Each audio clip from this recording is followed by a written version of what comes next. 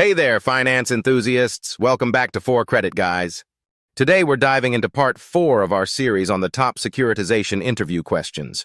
If you're a university student looking to ace your interviews or just curious about the world of securitization, you're in the right place. Let's jump right in. Question 1. How does the securitization process impact a company's balance sheet and financial ratios? All right, let's break this down in simple terms. When a company securitizes its assets, it's essentially selling off some of its future cash flows.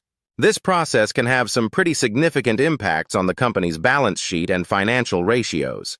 First, let's talk about the balance sheet. When a company securitizes assets, the securitized assets are removed from the balance sheet. The company receives cash in return, which increases its current assets. If there's any difference between the book value of the assets and the cash received, it's recorded as a gain or loss. Now, how does this affect financial ratios? Let's look at a few key ones. Debt-to-equity ratio.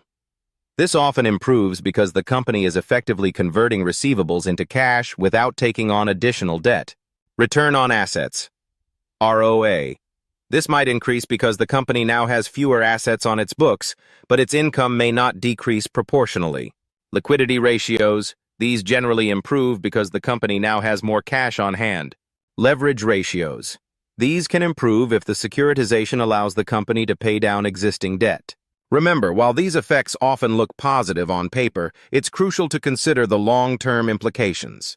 The company is trading future cash flows for immediate liquidity, which could impact its future earning potential.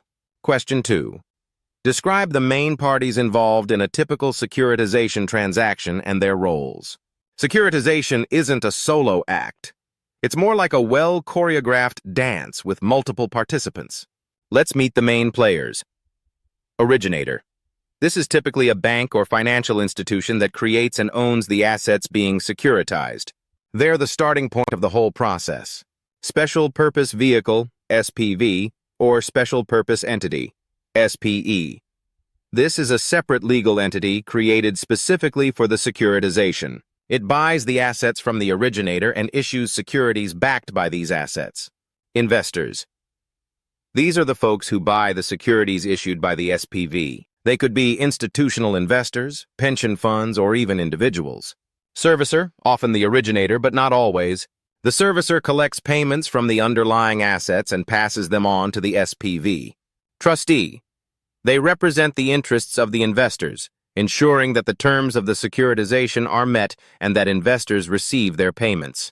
Rating agencies.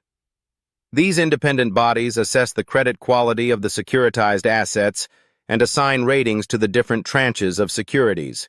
Underwriter. Usually an investment bank, they help structure the deal and sell the securities to investors. Credit enhancement providers. These entities provide various forms of credit support to improve the credit quality of certain tranches. Each of these parties plays a crucial role in making sure the securitization process runs smoothly. It's like a well-oiled machine where each part needs to function properly for the whole system to work.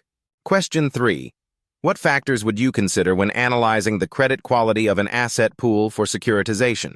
When you're looking at the credit quality of an asset pool, you're essentially trying to figure out how likely it is that these assets will perform as expected. It's like assessing the dependability of a group project team.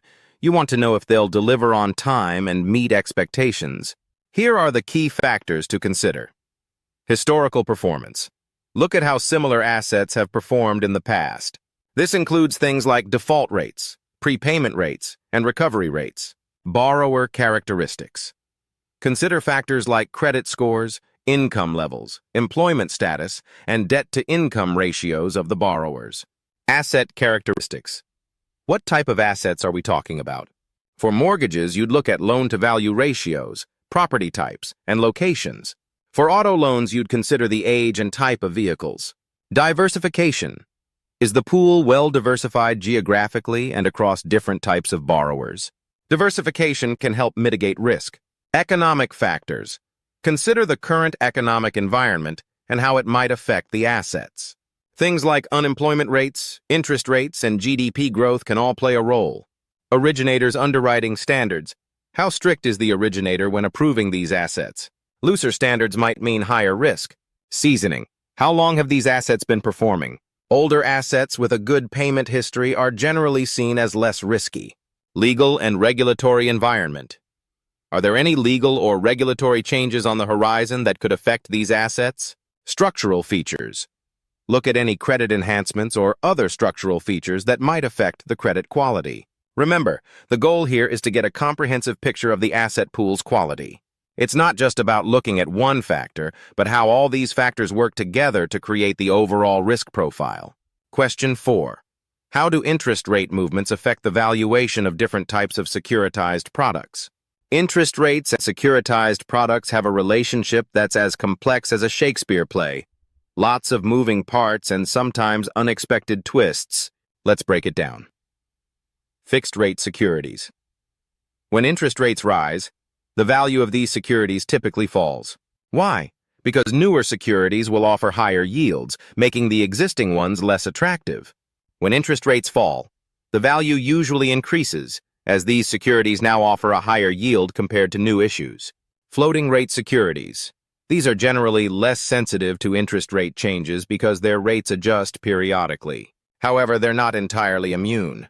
The value might change based on expectations of future rate movements. Mortgage-backed securities, MBS. These are trickier because of the prepayment risk.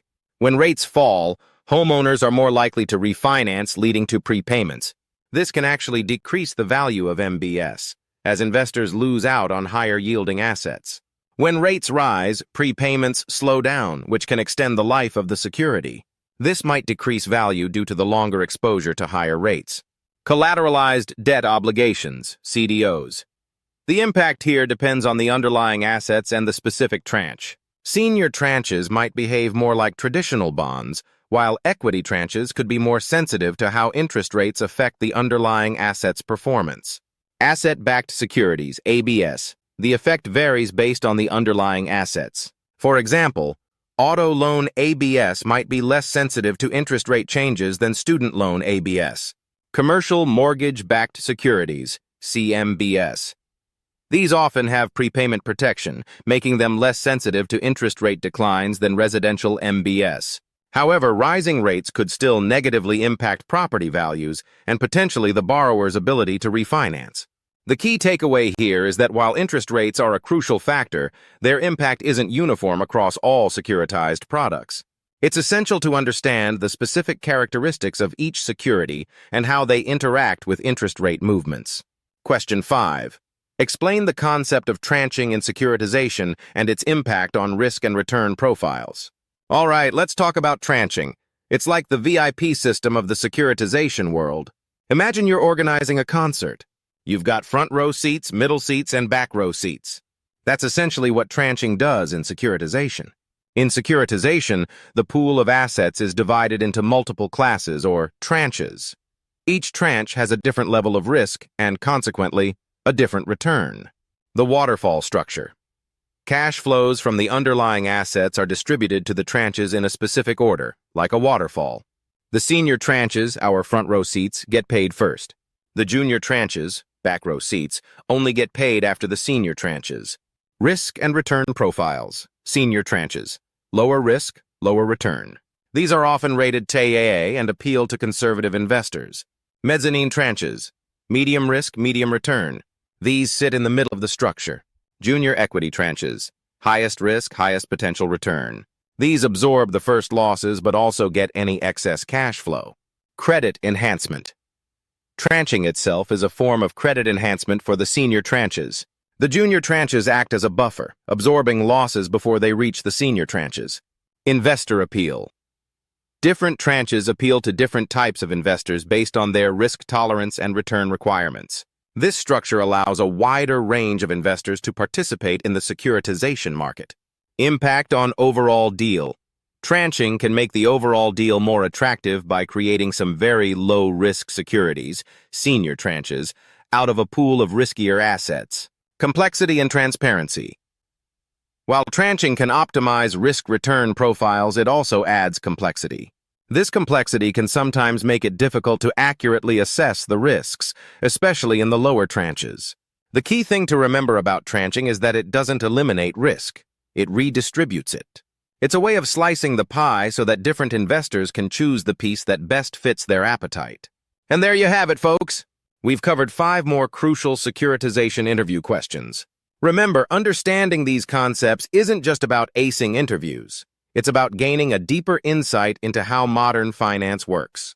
Before we wrap up, I want to remind you to hit that like button if you found this video helpful. And if you haven't already, smash that subscribe button and ring the notification bell to stay updated with our latest content. We've got plenty more financial wisdom coming your way. Got questions? Drop them in the comments below. We love hearing from you and fostering discussions in our community. This is 4 Credit Guys signing off.